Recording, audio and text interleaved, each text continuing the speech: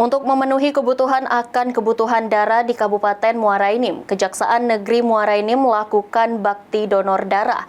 Donor darah ini juga rangkaian Hari Bakti Adiyaksa ke-64.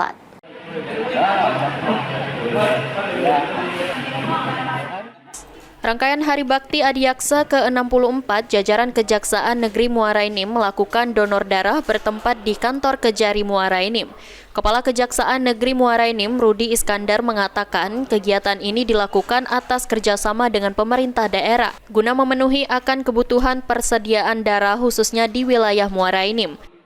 Yang diambil melalui donor darah ini untuk penyelamatan bagi pengguna, bagi yang menggunakan kesehatan masyarakat yang dalam keadaan sakit dan menggunakan darah ya. Dan kita menunjang program nasional ya, semua vertikal dinas itu setiap kegiatan harus melaksanakan donor darah.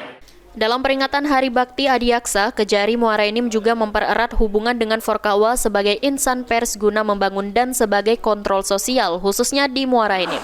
Mardiansyah, PAL TV.